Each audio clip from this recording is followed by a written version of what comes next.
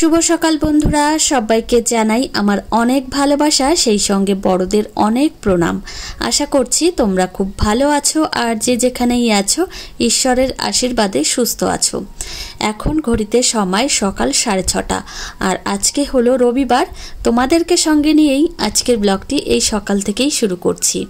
তো এই যে সকালে ঘুম থেকে উঠেই আগে পুজোর বাসনকোসনগুলো সুন্দরভাবে মেজে ঘষে ধুয়ে এই তুলসী মঞ্চের এখানে রেখে দিয়েছি। তো এখন বাসি জামা কাপড়গুলো সার্ফের জলে ভিজিয়ে তারপর কেচে দেব। সকাল থেকেই কাজবাজগুলো একটু টার্গেট নিয়েই করছি যে এই কাজের পরে এই কাজটা করব, তাহলে কিন্তু অনেকটাই তাড়াতাড়ি কাজগুলো হয়ে যায়। জামা কাপড়গুলো একটু গরম জলে ভিজিয়েছি আর তেমন বেশি নোংরা হয় না, যেহেতু প্রত্যেক দিন কেচে দিই। তো এদিকে জামা কাপড়গুলো কেচে ধুয়ে এই যে নিয়ে এসেছি, এখন মেলে দিচ্ছি দড়িতে। আর কি জানো তো, এই যে সকালে রোদ উঠেছে, আশা করছি বিকালের আগেই জামা কাপড়গুলো শুকিয়ে যাবে। তো হাওয়াও দিচ্ছে বেশ সুন্দর। তো এদিকে আজকে সকাল সকালে কিন্তু মাম্মাম ঘুম থেকে উঠে গেছে, ওর ঠাম্মির কোলে উঠে এই যে ঘুরে বেড়াচ্ছে। মাম্মাম সকাল সকাল ঘুম থেকে উঠে গেলে আমার কাজের অনেকটা পরিমাণে অসুবিধা হয়। আর জানো তো, সকাল সকাল ঘুম থেকে উঠে গেলে ও আমাকে কাছে চায়, আর ওকে কোলে নিয়ে না এখন কাজকর্মগুলো আমি করতে পারি না, অনেকটা পরিমাণেই অসুবিধা হয়। আর আজকে আমি ভেবে নিয়েছি যে জগন্নাথ পুজো আজকে, মানে জগন্নাথ দেবের রথযাত্রা, ওই জন্য ঠাকুরকে একটু ভোগ রান্না করে দেব। ওই জন্য সকাল সকাল একটু তাড়াতাড়ি কাজকর্ম করছি, যে সকাল থেকেই কিন্তু কাজকর্মগুলো একটু তাড়াতাড়ি গুছিয়ে করলে কিন্তু সারাটা দিনই কাজকর্মগুলো গুছিয়ে করা যায়। আর সকাল সকালেই যদি দেরি হয়ে যায় কাজকর্মে, তাহলে কিন্তু সেই কাজের মেকআপই করা যায় না। তো এখন আমি এই যে জামা কাপড় ধুয়ে চলে এসেছি রান্নাঘরে, এসেই রান্না বান্না করে নিলাম। আজকে শুধু রুটি করেছি, সেই সঙ্গে একটু ডাল রান্না করেছি। আর এখন এই যে বাসন কোসনগুলো জায়গা মতো জায়গায় সুন্দরভাবে গুছিয়ে রাখবো। তো এই জায়গাটা এলোমেলো হলে একদমই ভালো লাগে না।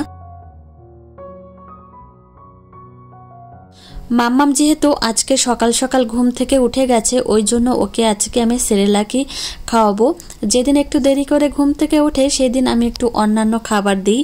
তো এদিকে দেখো জায়গাটা ভালোভাবে গোছানো হয়ে গেছে, এখন জায়গাটা মুছে পরিষ্কার পরিচ্ছন্ন করে নেব। প্রত্যেক বছর কি হয় জানো তো, এই রথযাত্রার দিন এত পরিমাণে বৃষ্টি হয়, কিন্তু এ বছরটা দেখো একটুও বৃষ্টি হয়নি। আর চারিপাশটা মানে আজকের আবহাওয়া এত ভালো, আর পুরো চারিপাশটা ঝলমল করছে। তো এই যে গোছানো গাছানো হয়ে গেল, এখন মামামের খাবারটা রেডি করব। তো ওকে আবার চোখ মুখ ধোয়াতে হবে। তো আজকে ওর ঠাম্মির কোলে কোলেই কিন্তু সারা সকালটা ওর কেটে গেল। তো এদিকে এই যে গরম জল নিয়ে নিয়েছি, এখন এই যে সেরেলাক দিয়ে দিচ্ছি জলের মধ্যে। মামামের খাবারটা তৈরি করা হয়ে গেছে, আর 5-6 মিনিট পরেই খাওয়াবো। এখন যেহেতু প্রচণ্ড গরম রয়েছে, আর এই যে দেখো এর মধ্যে যে ভেজিটেবলগুলো রয়েছে একটু ভেসে ভেসে থাকে, আর কিছুক্ষণ পরে খাওয়ালে ওইগুলো কি হয়, জলের সঙ্গে ভালোভাবে একদম অ্যাডজাস্ট হয়ে যায়, তারপর খাওয়ালে কিন্তু বেশ ভালো হয়। তো এদিকে এই ফাঁকে আমি এখন রান্নাঘরটা ক্লিন করে নিচ্ছি। তো ঠাকুরের ভোগ রান্না করব যেহেতু, ওই জন্য রান্নাঘরটা আমি সুন্দর করে পরিষ্কার পরিচ্ছন্ন করে মুছে নেব। আর মনের মধ্যে একটা তাড়া রয়েছে জানো তো, যে মানে এই কাজগুলো কমপ্লিট করব, মাম্মামকে খাওয়াবো, সেই সঙ্গে ঠাকুরের ভোগ রান্না করতে হবে। তো মাথার মধ্যে একটা চিন্তা রয়েছেই আর কি। তো আর একটা বিষয়, মাম্মামকে তো সবসময় টাইম টু টাইম সব কিছু করাই। তো ওই জন্য ওই যে এই কাজগুলো করে মাম্মামের কাজগুলো কি করতে পারবো, সেই হিসাবেই কিন্তু তাড়াতাড়ি কাজগুলো করছিলাম। আর এদিকে দেখো এখন মিক্সার মেশিনটাও কিন্তু পরিষ্কার করে মেজে ঘষে নিচ্ছি, কেননা কি বলতো, যদি একটু মশলা করতে হয় তাহলে তো ওই মিক্সার মেশিনই লাগবে। তো এটা পরিষ্কার পরিচ্ছন্ন করা আমার খুবই দরকার। তো এদিকে মিক্সার মেশিনটা কিন্তু আমার পরিষ্কার করা হয়ে গেছে। এখন এই টেবিলটাও কিন্তু আমি একদম মেজে ঘষে নিচ্ছি। আমি বাসন মাজার সাবান দিয়েই কিন্তু রান্নাঘরটা মানে এই টেবিল থেকে শুরু করে গ্যাস ওভেনটা ভালো করে পরিষ্কার করে নিই। এই রথযাত্রার দিনটা আসলে আমার মনের মধ্যে একদিকে যেমন খুব আনন্দ হয়, আর একদিকে একটা কথা ভেবে কিন্তু প্রচণ্ড পরিমাণে কষ্ট হয়, মানে কান্না চলে আসে, এত পরিমাণে কষ্ট হয়। তো যাই হোক, সেই কথাটা আমার বারবারই কিন্তু সকাল থেকে একদম রাত পর্যন্ত মনে পড়েই যাচ্ছিল সেই কথাটা, মানে সেই দৃশ্য আমার প্রচণ্ড পরিমাণে চোখের মধ্যে ভাসে। এদিকে বাসনকোসনগুলো আমি ধুয়ে রাখছি, আর চলো তোমাদের একটা প্রশ্নের উত্তর দেওয়া যাক। একজন দিদিভাই আমাকে জিজ্ঞাসা করেছিলে যে মাম্মামকে কি কৃমির ওষুধ খাইয়েছো? না গো, মাম্মামকে এখনো পর্যন্ত আমি কৃমির ওষুধ খাওয়াইনি। বিশেষ করে আমি মাম্মামের মানে পটিতে বা কোনো লক্ষণ, যে কৃমি হলে বাচ্চাদের মধ্যে যে লক্ষণগুলো দেখা যায় সেগুলো কিন্তু এখনো পর্যন্ত দেখতে পাইনি, ওই জন্যই কিন্তু ওকে আমি কৃমির ওষুধ খাওয়াইনি। আর বিশেষ করে কৃমি হলে বাচ্চাদের খাওয়ায় অনীহা দেখা যায়, সেই সঙ্গে হয়তো একটু রোগাও হয়ে যায়, আবার লক্ষ্য করলে কিন্তু ওদের পটিতেও কৃমি পড়ে। তো সেই সমস্ত লক্ষণ আমি আজও পর্যন্ত দেখিনি জন্য মাম্মামকে কিন্তু আমি খাওয়াইনি। তো যাই হোক আমার প্রিয় বন্ধুরা, বাসনকোসন ধোয়ার পরেই মাম্মামকে সকালের খাবারটা খাইয়ে দিয়েছি, তারপর কিন্তু আপেল সেদ্ধটাও করে রেখেছি। এখন বাজে ঘড়িতে সময় সকাল 11:30। এদিকে ঠাকুরের ভোগ রান্না করতে এসেছি, যেহেতু অনেকটা পরিমাণে সময় লাগবে এই সমস্ত কাজকর্ম করতে, ওই জন্য আমি একটু তাড়াতাড়ি করছি। তো এদিকে মুগ ডাল সেদ্ধ হয়ে গেছে, আর আজকে আমি গোবিন্দভোগ চালের খিচুড়ি রান্না করব। জগন্নাথ দেব তো খিচুড়ি খেতে খুবই পছন্দ করেন, ওই জন্য আমি খিচুড়ি রান্না করছি।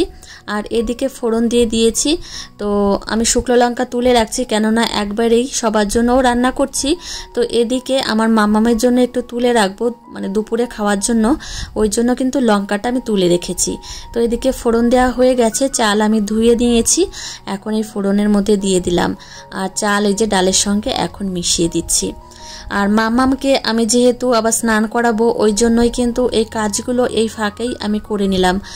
তোমাদের তো বলেছি যে সকাল থেকেই আমি কাজগুলো একটু টার্গেট নিয়ে করছি, যে যত তাড়াতাড়ি সম্ভব আমি কাজগুলো করে আবার ঠাকুর পুজো করব।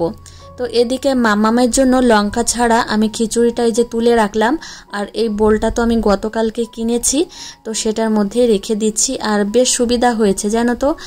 পরে কি করেছি জানো তো, লঙ্কাটা একটু তেলে ভেজে তারপর এই খিচুড়ির মধ্যে মিশিয়ে দিয়েছি, আর এই যে দেখো হয়ে গেছে। এখন ঠাকুরের এই থালায় সাজিয়ে আমি একদম ঠাকুর ঘরে রেখে আসব। তো দেখো এই যে তৈরি করা হয়ে গেছে, সেই সঙ্গে কিন্তু সুজিও রান্না করা হয়ে গেছে। ভেবেছিলাম যে একটু লুচি করব, তার হলো না। তো এদিকে মাম্মামের আবার স্নানের টাইম হয়ে গেছিলোর জন্য মাম্মামকে স্নান করিয়ে এই যে আবার ঘরে নিয়ে এসেছি, ওকে আবার এখন ঘুম পাড়াবো। তো এই কাজগুলো তো আমাকে করতেই হবে, আর সেই সঙ্গে কিন্তু ঠাকুরকেও প্রসাদ দিতে হবে, যেহেতু ভগবানে কিন্তু আমাদের দু হাত ভরে সব কিছু দিয়েছেন, ওই জন্য কিন্তু তার দিকেও তো খেয়াল রাখতে হবে। তো এদিকে দেখো মাম্মামকে কিন্তু আমার রেডি করানো হয়ে গেছে, এখন ওকে ঘুম পাড়িয়ে তারপর কিন্তু ঠাকুর পুজো করব। তো এইভাবেই কিন্তু একটু কষ্ট হচ্ছে সকালে কাজকর্ম করতে। আজকে কি হয়েছে জানো তো, তো আমার শাশুড়ি মা আমাকে বলছে যে আজকে দিদি বাড়ি যেতে হবে, মানে আমার ননদ বাড়িতে, কিন্তু আমি এমনটা জানিই না যে যেতে হবে। আর যেতে হবে যখন, তাহলে আগের থেকে বললে অনেকটা পরিমাণে কিন্তু আমি রেডি হয়ে থাকতে পারতাম। আগে জানো তো মানে হাত পা একদম ছাড়া ছিল, এখন যেহেতু মাম্মাম হয়েছে, অনেকটা কাজের চাপ রয়েছে, ওই জন্য না যেতে ইচ্ছা করছিল না।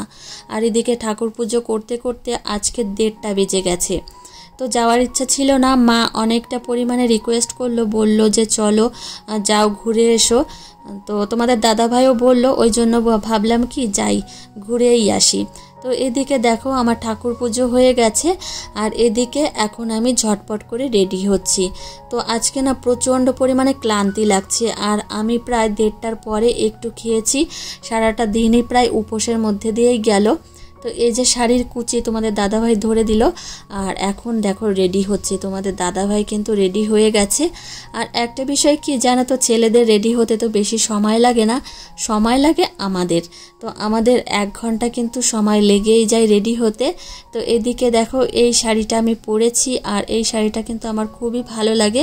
এটা হচ্ছে একটা কটন গাদোয়াল, তো কালারটা কিন্তু খুবই সুন্দর। তো এই যে দেখো আমি হালকাভাবে একটু রেডি হয়ে গেছি। তো দিদির বাড়িতে যাচ্ছি, ওই জন্য একটু হালকাভাবে সেজে গুজেও কিন্তু আমি যাচ্ছি।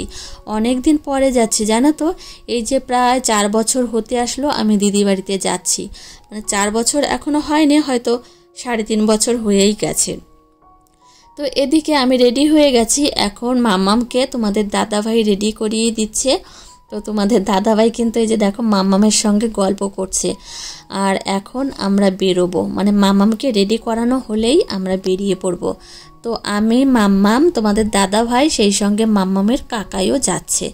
তো দিদিভাই আজকে রান্না বান্না করেছে, সেই সঙ্গে দিদিভাইদের বাড়ির পাশে মেলা হচ্ছে, রথের মেলা। ওই জন্যই বললো কি, মানে তোমাদের দাদাভাইকেই জানিয়েছিল যে আসতে। তো ওই জন্য কিন্তু একটু সেজে গুজেও যাচ্ছি যে একবারে ওইখান থেকে একটু মেলায়ও যাব।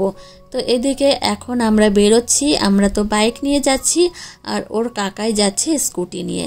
তো মাম্মাম দেখো এই যে ওর বাপির সামনে, মানে গাড়ির সামনেই বসেছে। ওকে অবশ্য গাড়ির সামনে বসাবো না, এই সামনে মানে এই আমাদের ঢালাই রাস্তার সামনেই দাঁড়াবে, ওইখান থেকে মাম্মামকে মাঝখানে বসাবো। তো এই যে দেখো মাম্মাম যাচ্ছে। আর এই যে প্রথম আমার মাম্মাম ওর পিসিমণিদের বাড়িতে আসলো। এই যে দেখো আমরা চলে এসেছি।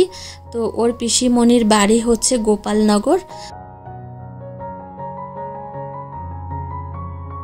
এই যে দেখো মাম্মাম ওর পিসিমণিদের বাড়িতে চলে এসেছে। আর এদিকে দিদি দেখো আমাদের জন্য খাবার রেডি করছে। এখন অনেকটা দেরি হয়ে গেছে, এখন বিকেল 4টে বেজে গেছে। তো আস্তে আস্তে অনেকটা দেরি হয়ে গেছে। তোমাদের দাদাভাইও কিন্তু দেরি করে এসেছিল, ওই জন্য দিদি বাড়িতে আসার আগেই মাম্মামকে খিচুড়ি খাইয়ে নিয়ে এসেছি। কেননা ওই যে রান্নার সময় খিচুড়ি তুলে রেখেছিলাম, মাম্মাম ঘুম থেকে ওঠার পরেই ওকে খাইয়ে তারপরে যে আসলাম। তো আমাদের খাবারটা এই যে দেখো দিয়ে দিয়েছে। এখন আমরা খেতে বসে গেছি, তোমাদের দাদাভাই, আমি আর এই যে আমার দেওর। মাম্মামের 2 দাদাভাইয়ের পড়াশোনা কিন্তু হয়ে গেছে, ওরা প্রাইভেট পড়ছিল, তো পড়া হয়ে গেছে। এখন দেখো মামামের দুষ্টুমি এখন দ্বিগুণ হবে। তো ওর ছোট দাদাভাই আমাদের দেখাচ্ছিল ওর রঙের বাক্স, তো ও ড্রয়িং করে। আর এদিকে দেখো ছোটাছুটি করছে আমার মাম্মাম। তো সমানে কিন্তু দৌড়েই বেড়াচ্ছে, ওর পিসিমণিদের বাড়িতে এসে পুরো রাস্তায় চলে যাচ্ছে, সামনে আবার হাই রোড, ওই জন্য কিন্তু ওকে ডেকে নিয়ে এই যে আবার আসলাম। দিদিদের বাড়ির সামনে একটা বড় পুকুর আছে, অনেক বড় পুকুর। তো এই পুকুরটা একদম জলে টইটুম্বুল করছে, ওই জন্য ভাবলাম তোমাদের একটু দেখিয়ে দিই। প্রচণ্ড বড় একটা পুকুর। আর এদিকে এই যে দেখো রুদ্র খাচ্ছে, দিদি খাইয়ে দিচ্ছে। তো আমরা আবার বেরোবো, কেননা আমাদের খাওয়া দাওয়া হয়ে গেছে। তোমাদের দাদা বলল কি যে তাড়াতাড়ি আবার বাড়িতে যেতে হবে, তোমাদের দাদা আবার বাজারে যাবে, ওই জন্যই। আর ও যেখানেই যাক না কেন ওর কাজের প্রতি একটা তাড়া থাকেই, সে যেখানেই যাক না কেন।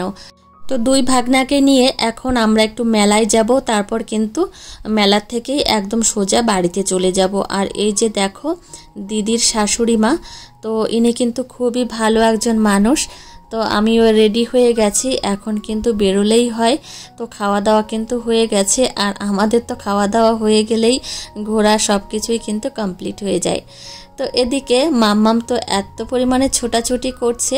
তো আজকে কিন্তু প্রচণ্ড পরিমাণে ক্লান্তি লাগছিল, সারাটা দিন একটুও রেস্ট পাইনি।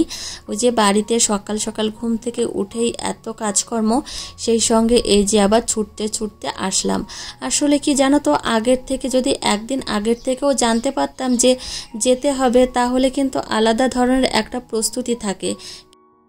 তো এই যে দেখো আমরা চলে এসেছি মেলায়, আর মাম্মাম মিকি মাউসে উঠেছে আর খুবই আনন্দ করছিল। সেই সঙ্গে কিন্তু এই যে ওর 2 দাদাভাইকেও নিয়ে এসেছিলাম মেলায়। তো ওরা কিন্তু এই যে দেখো আইসক্রিম খাচ্ছে। আর তেমন বেশি লোক হয়নি, তো হয়তো সন্ধ্যার দিকে আরও বেশি লোক হবে। দেখো তেমন একটা বেশি লোক হয়নি, ফাঁকাই রয়েছে। তো রথটা না হয়তো হয়ে গেছে। তো মেলায় এসে মাম্মাম এত পরিমাণে ছোটাছুটি করছিল, রীতিমতো তোমাদের দাদাভাই হাঁপিয়ে উঠেছে।